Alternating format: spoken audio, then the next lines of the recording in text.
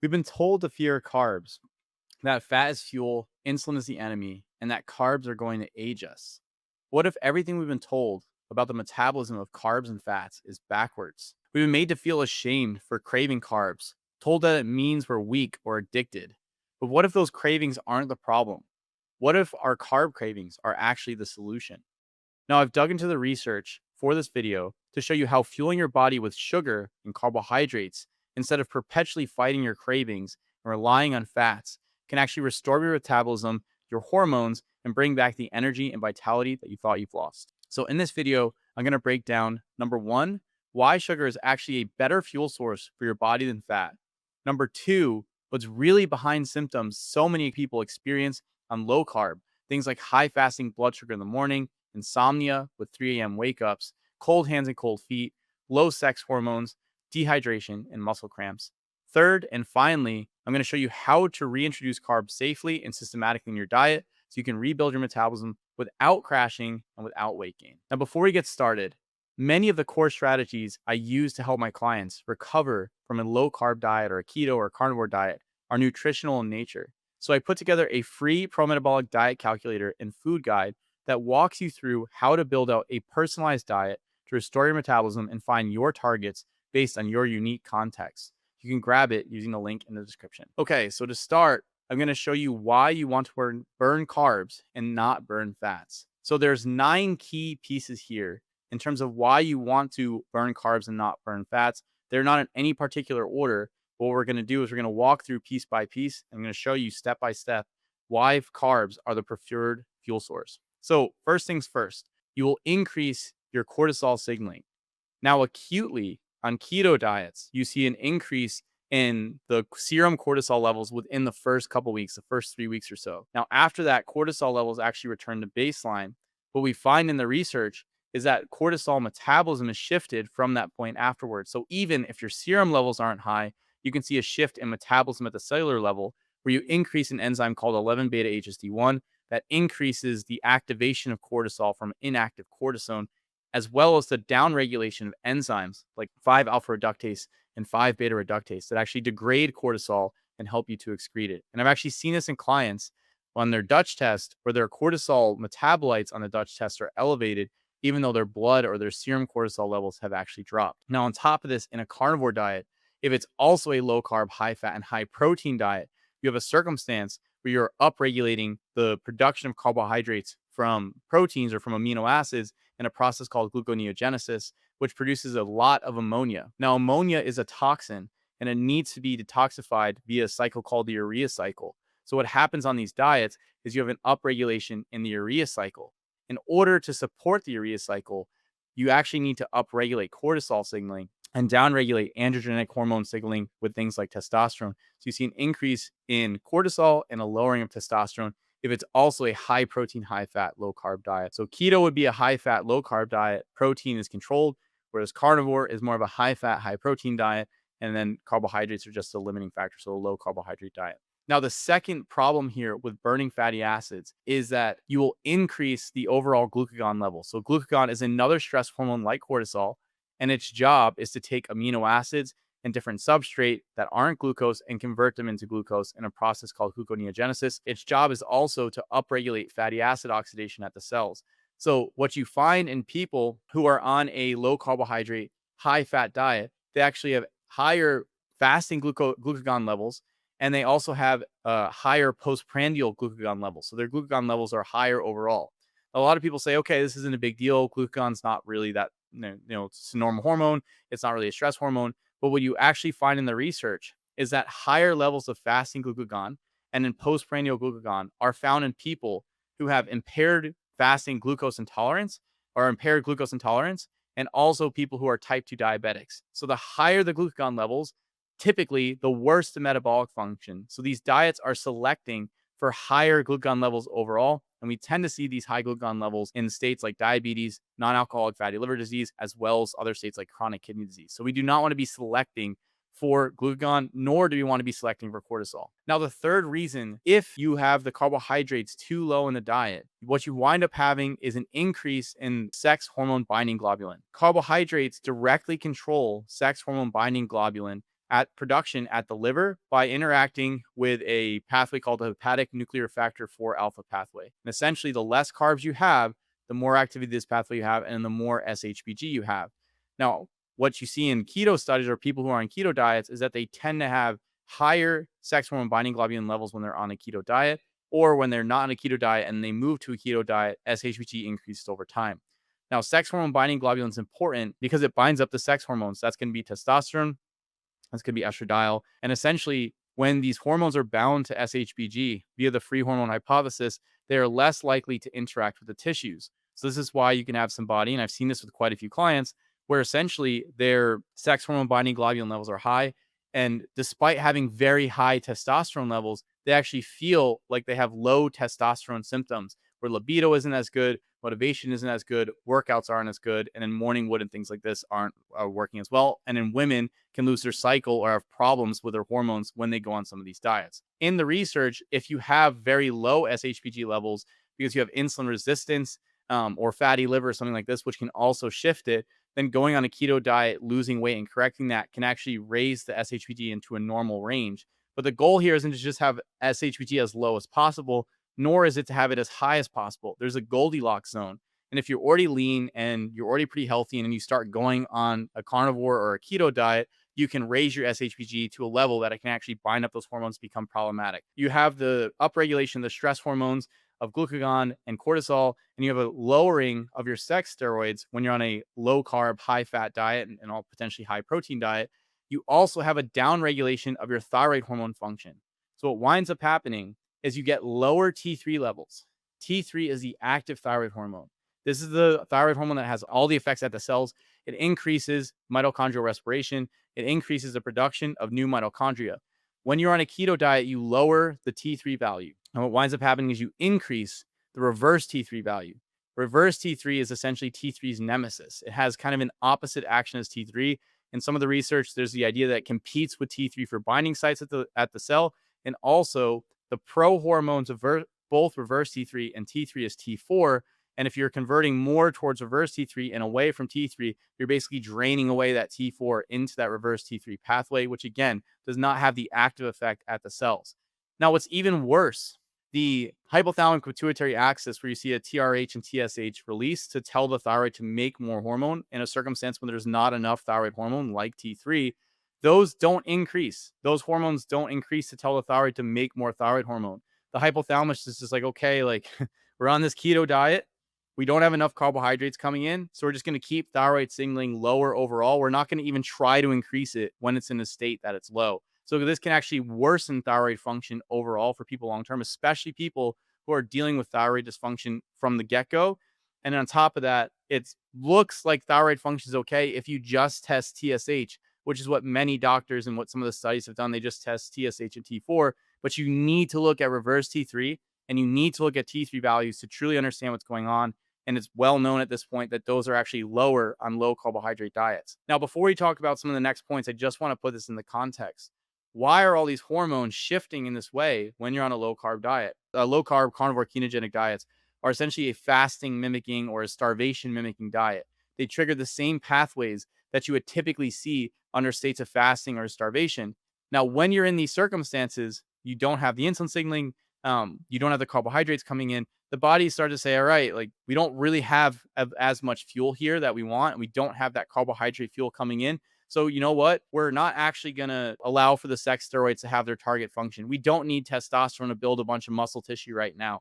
We don't need to have offspring or have children right now. This is not an ideal state. So we're going to try to control some of the secondary sex hormones. We don't need to increase our metabolism at this point in time because essentially we don't have the adequate fuel coming in. So we don't need to upregulate the thyroid hormone signaling. And then on top of that, when you have the elevations in the stress hormones, the cortisol and the glucagon, it's like, okay, yeah, you're seeing like, yeah, like we're kind of in a stressful state overall. So we're going to break down our tissue stores. We're going to break down our protein stores and our fat stores with the cortisol and with the glucagon levels so that we can maintain our blood glucose because our central nervous system, our red blood cells and some other tissues need that glucose. But then we're going to let the rest of the body run on fatty acids because we can store a lot of fats, but we can't store a lot of carbs. So the body is shifting to adapt to this stressful state, this kind of starvation like state, there's ramifications of this. It's going to turn down other processes because we don't have the energy to support those processes. And we're seeing that play out across the entire hormonal profile, right? With sex steroids are getting, their action is getting lowered at the cell, thyroid hormones coming down, and then the stress hormones with cortisol and glucagon are rising in these states. Now, the next thing is, and this is a big one, because you want to make sure that you have optimal electrolyte and hydration balance. When you are low carbohydrate, when you have low carbohydrate intake and you're running primarily on fatty acids, you adjust your insulin signaling, and this adjusts your ability to retain sodium at the kidney. So you waste your sodium, you pee it out, and then also take the potassium and push it into your cells. When you don't have the insulin signaling, you're not able to effectively push the potassium into the cells. So the intracellular area becomes dehydrated and low on potassium. The blood, the fluid inside the blood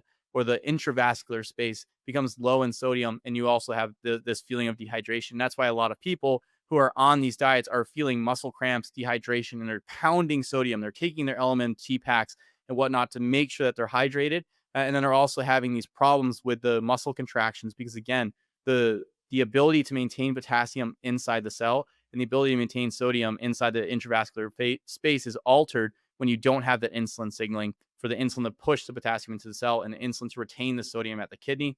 And then on top of that, when thyroid function is lowered, you actually aren't able to retain magnesium very well inside the cells because magnesium, the thyroid helps to increase ATP production, and the ATP binds to magnesium in the cell and helps to retain that magnesium altogether. So you have lowered magnesium and lowered potassium in the cell and lowered sodium in the intravascular space, which drives this issues with electrolytes, drives issue with hydration, and drives issues with muscle cramping. The sixth reason here is that when you rely on fatty acids, you produce less CO2 than when you rely on carbohydrates as your fuel source. And this is something that's seen in the respiratory quotient.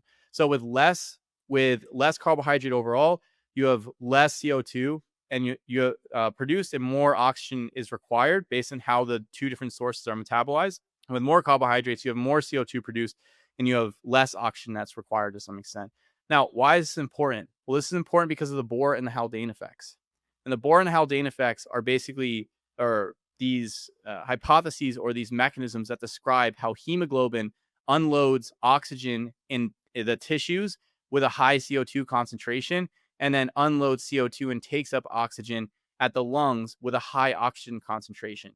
So you want your cells and tissues to be producing large amounts of CO2 so that when your red blood cells reach your cells and your tissues, they can unload that oxygen to the cells and tissues so that the cells and tissues can take that oxygen and use it in the electron transport chain to produce ATP. So the higher CO2 production, the better blood flow and the better mitochondrial function that you have going on, because you can unload oxygen a bit better than if you had a circumstance where you had a lower CO2 production. So carbs produce more CO2 at the cells and tissues than fats. Now, the next thing is with fatty acid oxidation, because of how the fats are burned, and I talk about this inside the Randall cycle video, you have an increased rate of O2 consumption in order to produce the same amount of ATP because the fatty acids induce things like uncoupling. So essentially, you have a circumstance where you have less CO2 being produced and an increased oxygen need with fats, but potentially a harder time delivering that oxygen because of the less CO2 overall. So it's not really an ideal circumstance across the board. You'd really want to have a substrate where you're producing quite a bit of CO2 and you don't have as high of an oxygen demand. So this leads us to the seventh point here. When you are burning fatty acids, you increase the ratio of NADH to NAD+. And this is not really a good thing. In most of the research, an increased or shift towards NADH and the NAD+ NADH ratio is associated with diabetes across multiple cells and tissues. It's associated with metabolic dysfunction. As you get too much NADH inside the cell, you have a circumstance where you can start to increase reactive oxygen species production. So you start to create issues throughout the electron transport chain and then upstream throughout the Krebs cycle. So now you have a circumstance where as the NAD+ and NADH ratio has shifted and NADH starts to actually increase inside the mitochondria, you can get reverse electron transport with increased ROS production from complex 1. And this is driven not by carb consumption per se, but by a higher amount of fat consumption overall with less carb consumption. And then on top of that, the fatty acids can drive an increased amount of ROS production through another section inside the electron transport chain via the electron transport flavoprotein.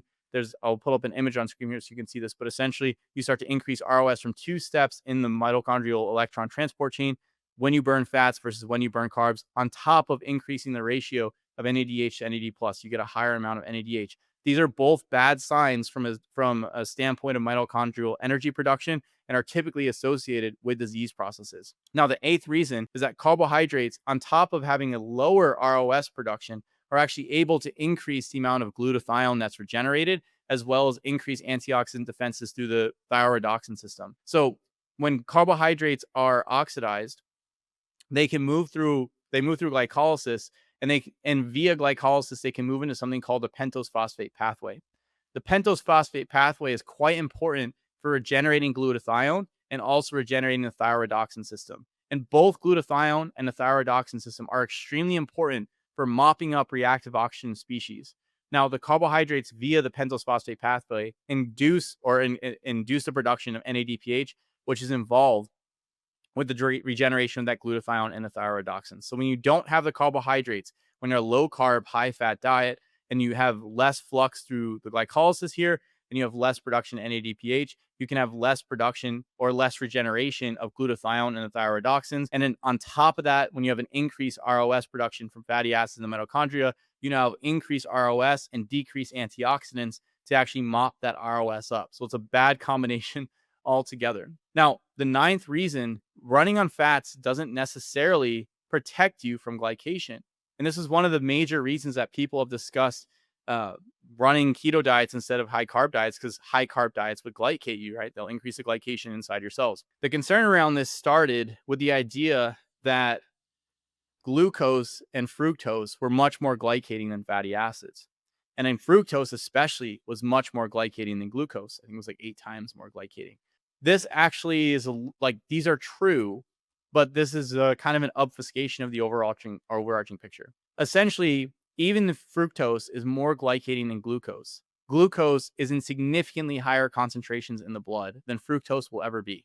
So you have a circumstance where even if fructose is 8 times more glycating, since glucose is multiple times more at multiple times higher levels in the blood than fructose, more than 8 times higher than fructose, it doesn't really matter how glycating the fructose is comparatively to glucose, because the concentrations are going to be very different. Then on top of this, the glycation that we're really concerned about, yes, you have glycation in hemoglobin A1C, but the glycation that we're concerned about from an aging standpoint is going to be glycation inside cellular processes. Fructose can be created inside the cell under metabolic stress through the polyol pathway. But that's not necessarily a consumption issue in terms of that you're eating carbs in your diet. That could be more of an issue around metabolism at the cell being broken. There being problems inside the mitochondria and inside cellular metabolism in general. But the next thing that's really important is that there's a component that's even 40,000 times more reactive than glucose, and that's methylglyoxal. And methylglyoxal, well, can be produced from metabolites of glycolysis like dihydroxyacetone phosphate. It can also be produced directly from ketones. So the ketone acetone can be converted to methylglyoxal inside the body. And in fact, in people who are on keto diets, we see a drastic increase in methylglyoxal production via the conversion from acetone. And so now we have a circumstance where it's like, okay, I'm on a keto diet to protect myself from glycation. But it's like, yes, but you still are experiencing glycation. And on top of that, it's even a step worse, because the detoxification pathways for methylglyoxal rely on the glyoxylase system mainly, and secondarily on the aldolase system.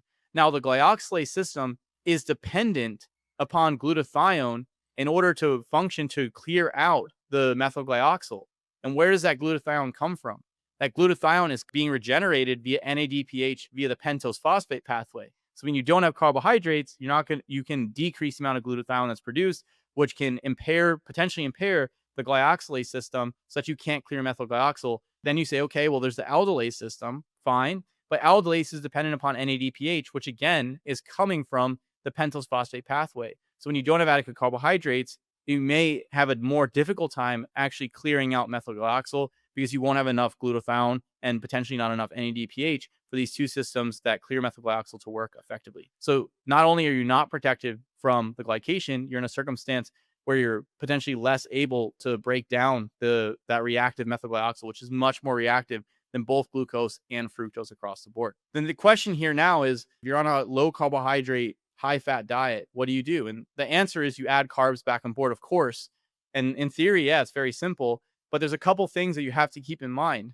the first thing is that your body is transitioning here. So your body is transitioning from what's going on inside the mitochondria, from what's going on in your hormonal system, from what's going on with the CO2 and oxygen production, from what's going on in terms of your electrolyte balance, GI tract in terms of the ability to upregulate carbohydrate absorption, shifts in the microbiome in terms of fermenting fibers versus fermenting bile acids, fatty acids, and amino acids. And then also you have a circumstance where the hunger hormones are shifting, where the hormones that are upregulated with very high protein and fat intake, like cholecystokinin, peptide YY, GLP-1, and ghrelin, those were really elevated. Those are going to come back down when you start to drop fat and protein and increase carbs. And then now you have a circumstance where you have to, your appetite's going to pick up and you're not going to be able to get away with one meal per day. So you have a multiple shifts that are actually going on as you transition from being low carb, high fat to adding carbs back in your diet. And this shift has to be done appropriately, or you're going to run into problems along the way. So how do I navigate this shift with clients that I'm working with on a consistent basis? Well, the first thing is I start to gradually increase carbohydrates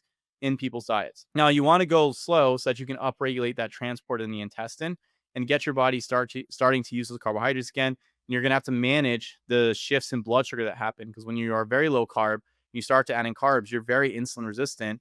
From a physiologic standpoint, it's not necessarily a type 2 diabetes, but you're running on fats, which is going to impair utilization of glucose. So you want to gradually increase carbohydrates. And you can do this in either 25 or 50 gram increments per day on a weekly basis. So say for week 1, you increase by 25 grams of carbs per day. Week 2, now you increase your another 25 grams, so you're 50 grams up. Week 3 will be 75, or you can move in 50 gram increments instead of 25 gram increments. When you're selecting your carbohydrate sources here, you want to use low FODMAP sources that are easy to digest. These are going to help you to avoid digestive issues down the road as you start to add carbs back in, especially because that microbiome is shifted and absorption may be shifted initially. So you want to go slow and you want to use easy to digest carb sources. Again, I'll link the food guide in the description here, because the food guide lists some of these easy to digest carb sources in the top tiers. Now, once you are starting to add those carbohydrate sources in, your blood glucose is going to be a little wonky. So you're going to want to make sure you set up the diet appropriately to stabilize your blood glucose. So that means you're going to want to have a protein source, an easily digested carb source, low FODMAP, well-tolerated fiber source, and then fat source present in each meal. And then the meals standardized across the day so you can stabilize your blood sugar and you can have a more even blood glucose curve when you start to add carbs back on board. So you're going to want to have these solidified meals, maybe set them 3 to 4 hours apart and have 3 to 4 meals per day. Once the diet is organized, the next step is you got to have to balance your micronutrient status. And in this circumstance, you're going to want to increase your potassium, your magnesium intake, and potentially your calcium intake, because a lot of low carb diets are very high in phosphorus and very low in calcium, and also very high in protein, which adds to the acid load. So what you're going to want to do is make sure your potassium, magnesium, and calcium are dialed in. And then you may, in this circumstance, want to actually bring your sodium intake down. You may not need as much sodium now because you're going to be able to reabsorb it much better at the kidney with the insulin signaling back on board. Then from there, you're going to want to replete your micronutrients in the form of vitamins. And some of the most important ones here are going to be your B vitamins, particularly vitamin B1 can be quite important, so that you can start to activate pyruvate dehydrogenase again, which allows carbs to move inside the mitochondria. So you want to bring a high quality B complex on board and potentially add some vitamin B1 with your meals so that you can tolerate some of those carbohydrates as you start to add them back in slowly and gradually into your diet. So these are going to be the overarching steps that I would put in place. If you want to know your specific calorie and macro targets or which foods you can start to use, I would check out the Pro-Metabolic diet calculator and food guide. The link is in the description. It's completely free. So now that I've shown you why sugar or carbohydrates are a better fuel source for your body than fats, and we talked about how you can actually reintroduce carbs into your diet, the next step is to figure out which carb sources are the ones that work best for your individual context. So check out this video where I show you exactly which carb sources to bring back into your body and why you would want to use these individual carb sources for your individual context here.